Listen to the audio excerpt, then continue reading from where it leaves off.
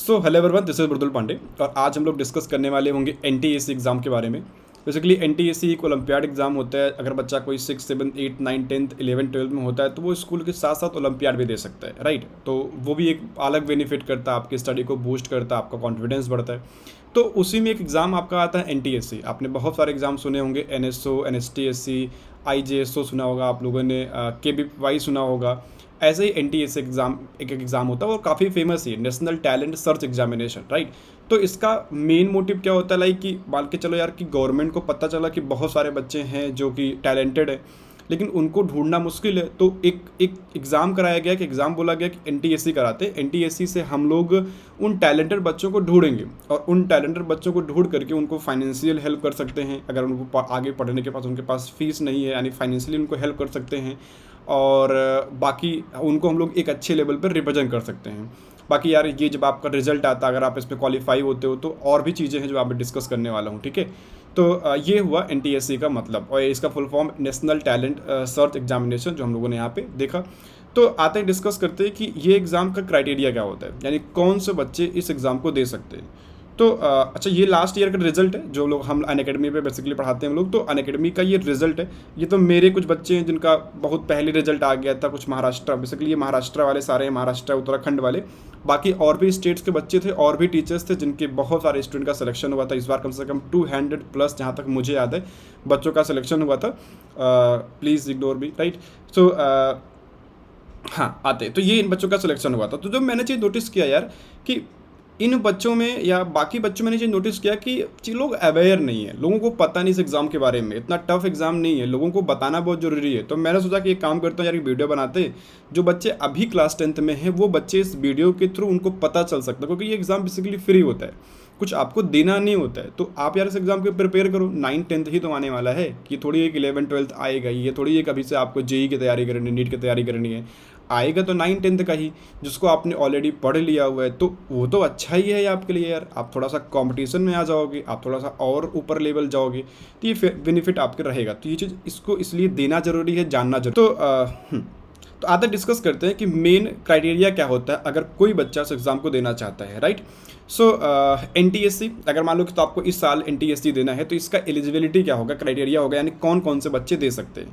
तो एक सिंपल सा क्राइटेरिया होता है हर एग्जाम का, वो है candidate must be an Indian national, right, यानी इंडिया में वो रहता होगा। सेकंड चीज़ ये है कि candidate must be studying the class 10th in a recognise private या गवर्नमेंट स्कूल इन इंडिया। अच्छा, आपका बोर्ड भी कुछ भी हो सकता है, आप प्राइवेट स्कूल में हैं या गवर्नमेंट स्कूल में हैं, वो मैटर नहीं करता, आप दे सकते हैं। आप बोर्ड भी, यानी आप सीबीएसई बोर्ड में हैं, आप आईसीएसई बोर्ड में हैं, आप यूपी बोर्ड में हैं, एमपी बोर्ड में हैं, महाराष्ट्र बोर्ड, यानी किसी भी बोर्ड में हैं, क्लास 10th में हैं, आप प्राइवेट स्कूल है, इवन आप अगर लर्निंग यानी कि डिस्टेंस लर्निंग कर रहे हैं, can also apply to for this exam, right.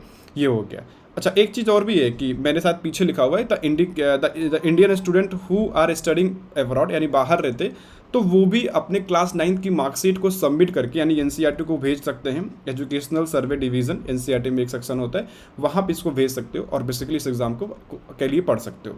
तो ये एग्ज़ाम बेसिकली इतना समझ में आया कि क्लास 10th के बच्चे देते हैं बिलो द एज ऑफ 18, यानी कि आपका जो, अच्छा बेसिकली क्लास 10th वाले बच्चे 16 के नीचे ही होते, तो ये तो अच्छी बात है कि 18 के ऊपर बोल रहे हैं। मान लो कोई पीछे हो गया है तो वो भी इस एग्ज़ाम को दे सकता है यार। आते हैं बेसिकली देखते हैं कि फ़ायदा क्या है, मेन बात करते हैं फ़ायदे का।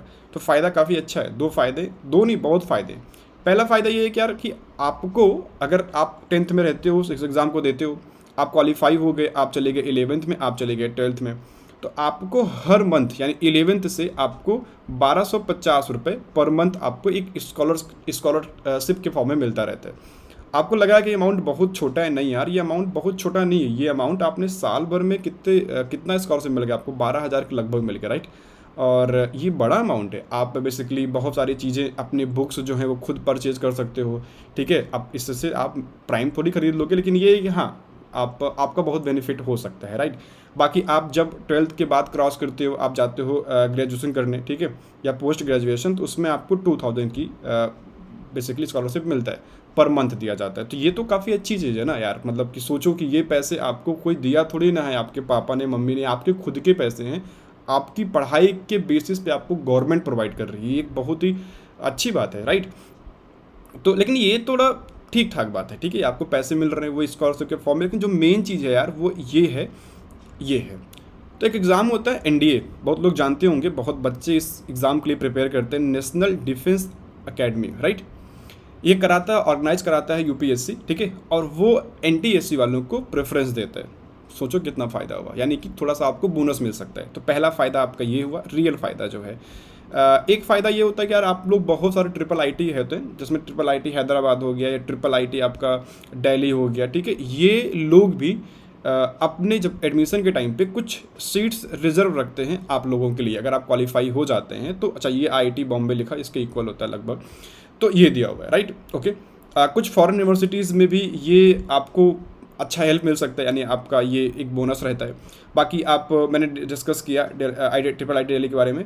बाकी प्रेफरेंस मिलता है अगर आप कभी भी जॉब के लिए अप्लाई करते हो, कहीं भी आप जॉब के लिए अप्लाई करते हो, चाहे पब्लिक सेक्टर में चाहे प्राइवेट सेक्टर में, तब भी आपको ये हेल्प करेगा, क्योंकि आप तो यार टैलेंटेड हो ना, आपने एक एग्ज़ाम क्वालिफाई किया हुआ है नेशनल लेवल पे, तो वो एक बेनिफिट रहता है, राइट।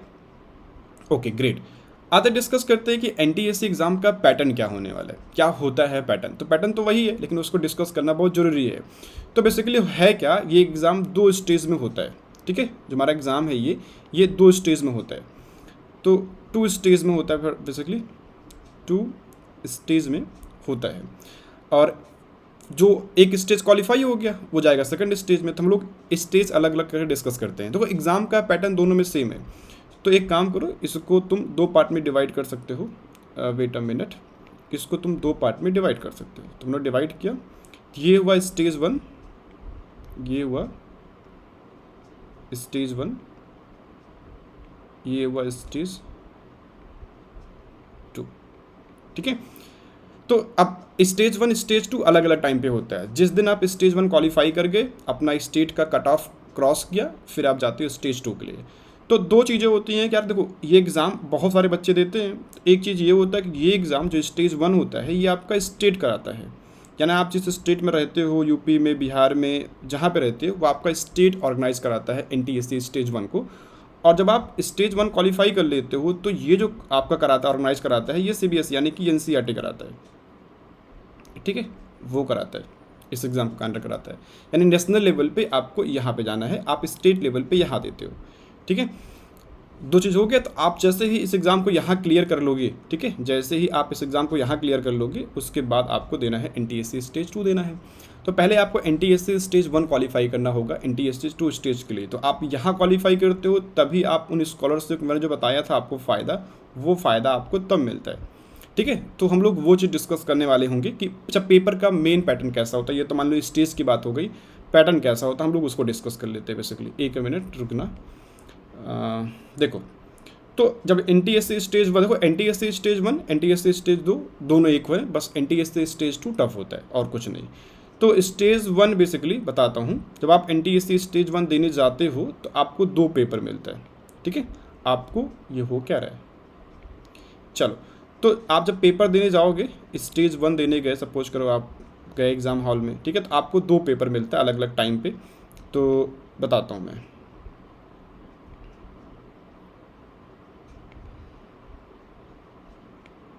तो आपको पेपर 2 पेपर आपका होता है।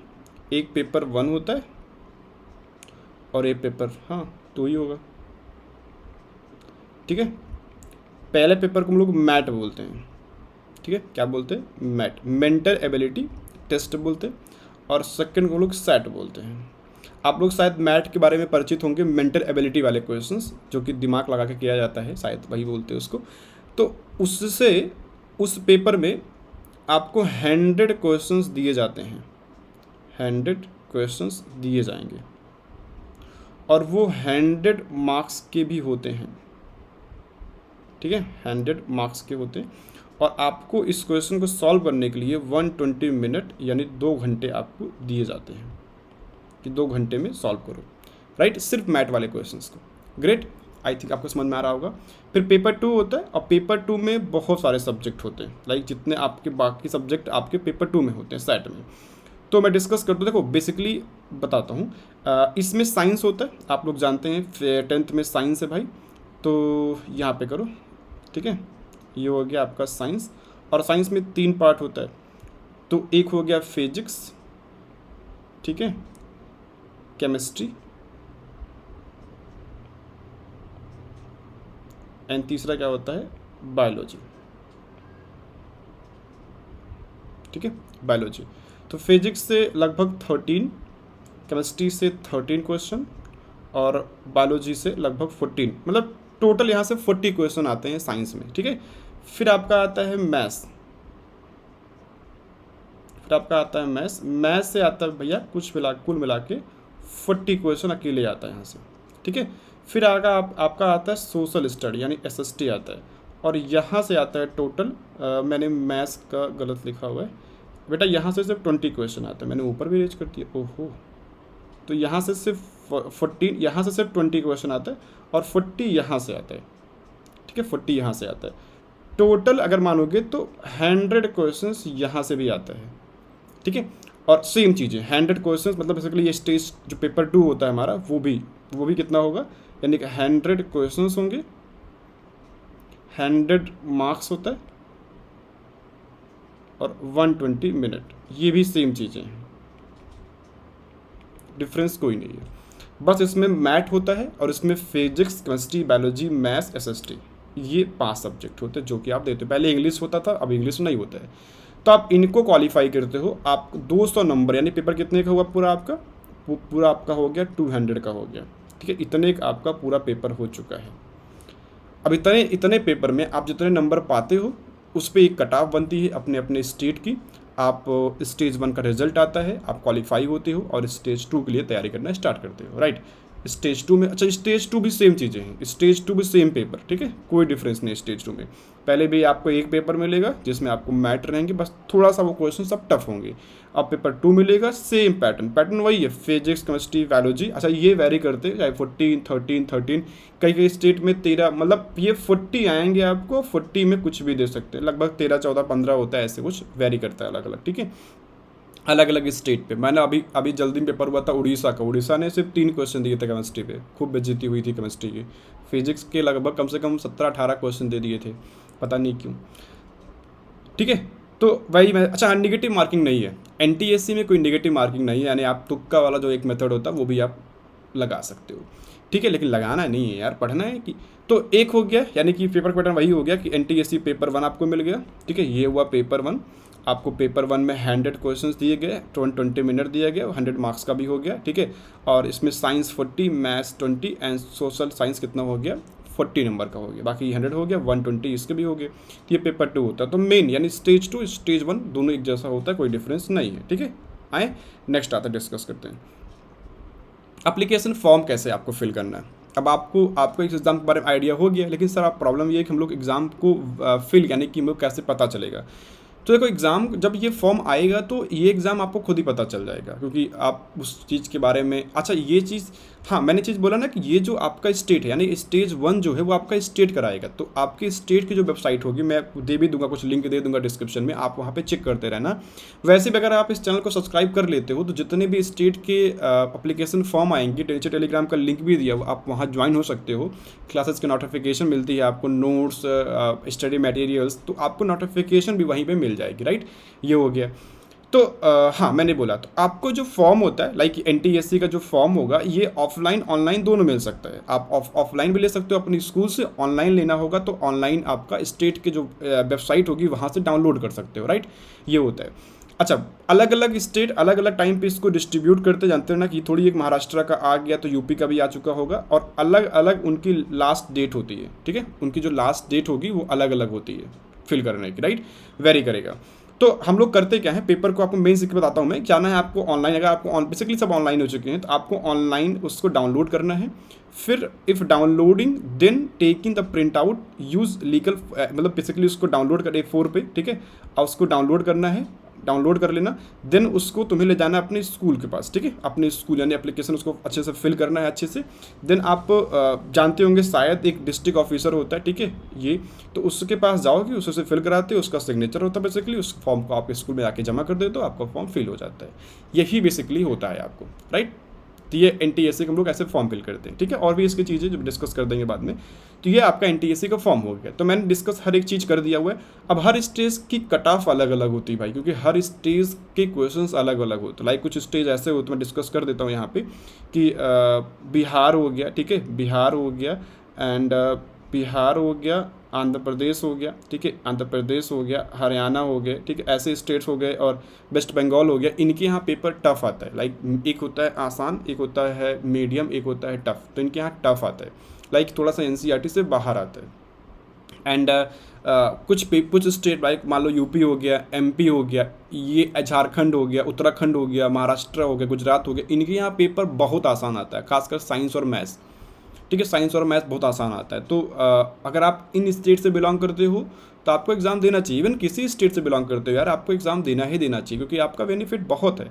तो कट ऑफ जो होती है वो बहुत सारी चीज़ों पे डिपेंड करती है यार, ठीक है। अब कट ऑफ के लिए रोना नहीं, क्योंकि हर स्टेट का कट ऑफ, देखो मैं कट ऑफ दिखाता हूँ, कुछ स्टेट का कट ऑफ ऐसे है। आंध्र प्रदेश का 167 जाता है, ठीक है, जनरल का। ऐसे ओबीसी का अलग है, एससी का अलग है, एसटी का अलग, अलग अलग स्टेट में दिखाया हुआ है यहाँ पे। आंध्र प्रदेश है, असम है, हरियाणा, छत्तीसगढ़, उड़ीसा, तेलंगाना, राजस्थान, दिल्ली एंड कर्नाटका। कुछ ऐसे स्टेट्स हैं जिनके मैंने कट ऑफ दिखा दिया। सब कुछ ढूंढना मुश्किल था, तो मैंने जिनका जिनका मिला मैंने उनको आपको दिखा दिया हुआ है। मैं बाकी चीज़ डिस्कस कर दूंगा मैं। तो ये है, तो कट ऑफ जो होती है ना, डिपेंड करता है कितने स्टूडेंट ने अपीयर किया हुआ एग्जाम में, ठीक है, उसके बेसिस पे। सेकंड होता है the difficulty level of the paper and the marking scheme पे and number of the seat available, यानी कि सीट कितनी होती है, क्योंकि हर ये थोड़ी मान लो कि 400 सीट यूपी में है तो 400 एमपी में होगा, नहीं, हर जगह पे अलग अलग नंबर ऑफ सीट्स होते हैं। तो ये थी पूरी एग्जाम के बारे में जानकारी। इसका सिलेबस मैं आपको डिस्कस कर देता हूँ कि 9th और 10th की कंप्लीट एनसीईआरटी, ठीक है, मतलब साइंस और मैथ्स और एसएसटी आपका एनसीईआरटी होता है। एसएसटी में जानते रहो कि जो आपका स्टेट होता है, स्टेट की जो हिस्ट्री ज्योग्राफी होती है वो ज़्यादा आपके यहाँ आती है, ठीक है। यूपी मतलब हर एक स्टेट का बेसिकली यही मैंने देखा हुआ है। और मैथ का आपको एक टीचर होना चाहिए, मैथ पे आप मैक्सिमम प्रैक्टिस कर दो आप मैथ करके, और साइंस के जो आपके 40 नंबर हैं वो आपको अच्छे से आना चाहिए। बाकी इस एग्ज़ाम को क्रैक करने का एक आपको मैं मतलब ट्रिक बता देता हूँ यार, कि देखो सिंपल सोचो तुम कि मैथ जो होता है, मैथ आपका होता है 40 का, ठीक है, और जो आपका एसएसटी हुआ वो होता है 40 का, सॉरी ये 100 का ये 40 का, कितना हुआ 140 हो गया। और 140 बहुत स्टेट का कट ऑफ होता है, लाइक देखो लगभग पहुंच जाओगे कट ऑफ तक, अगर थोड़ा सा आपने नंबर ले लिया साइंस से और मैथ से, तो आपका अच्छा बन सकता है, ठीक है। तो ये कट ऑफ होता है, तो इस पर मेहनत तुम्हें ज़्यादा करनी है, मैथ पे और एसएसटी पे। आपने इन पे मेहनत कर लिया तो आपका रिजल्ट अच्छा हो सकता है। तो आपको इस चीज़ को सोचना चाहिए, आपको मेहनत कहाँ करनी है, आपको मैथ पे और एसएसटी पे ज़्यादा वर्क करना होता है, जिसको आप पढ़ना नहीं चाहते। एसएसटी कोई पढ़ना ही नहीं चाहता, और मैथ थोड़ा बहुत इंटरेस्टिंग होता तो लोग पढ़ते भी हैं यार, ठीक है। तो ये चीज़ जानकारी हुई। अब आपको तैयारी कहाँ से करनी है, तैयारी देखो अनअकैडमी जो बेस्ट प्लेटफॉर्म, जहाँ पे बहुत सारे टीचर्स अलग अलग जगह से पढ़ा रहे होते, तो बेसिकली हम लोग भी वही पढ़ा रहे हैं। तो आपको बेसिकली वहाँ पे ये नहीं कि अनअकैडमी का सब्सक्रिप्शन ही डायरेक्ट आप ले लो, वहाँ पे बहुत सारी क्लासेस फ्री चलती हैं, डेली चलती हैं। तो मैंने नीचे लिंक दिया हुआ, आप उस लिंक से अनअकैडमी की एप्लीकेशन को डाउनलोड करोगे, आके देखो कि क्लासेस कैसे होती हैं, आप खुद समझाओगे कि हाँ उसका बेनिफिट बहुत है, ठीक है। आपकी स्कूल की क्लासेस जैसे नहीं होती, थोड़े से अलग क्लासेस होते हैं, इंटरेक्टिव वे में क्लासेस होती हैं। तो 9th-10th में आप, अच्छा ये भी है कि अगर आप 9th-10th के साथ साथ जेई और नीट की तैयारी भी करना चाहते हो, एक ट्रेंड बन चुका है कि अब तो यार मजबूरी भी हो चुकी है, आपको तैयारी करनी पड़ती है 9th और 10th से। अगर आपको जेई देना है, 12th में देना है, नीट आपको 12th में देना, तो अभी से तैयारी करना स्टार्ट करो। बाकी आपको चीज़ें यहाँ से मिल सकती है यूट्यूब चैनल पर, ठीक है। तो आपको किसी ओलंपियाड के एग्जाम तैयारी करनी है तो अनअकैडमी ज्वाइन कर सकते हो, ठीक है।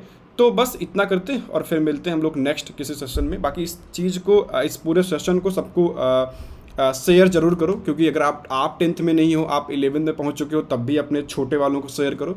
अगर आप इस 8th में है, 9th में है, तब भी अपने बड़े वालों को शेयर करो। बाकी हर एक क्लास के लिए हम लोग बेस्ट से बेस्ट ओलंपियाड होते हैं, चाहे प्राइवेट ओलंपियाड होते हैं, चाहे गवर्नमेंट ओलंपियाड होते हैं। तो हम लोग हर एक ओलंपियाड के बारे में इस चैनल पे पायनियर पे हम लोग डिस्कस करने वाले होंगे, ठीक है।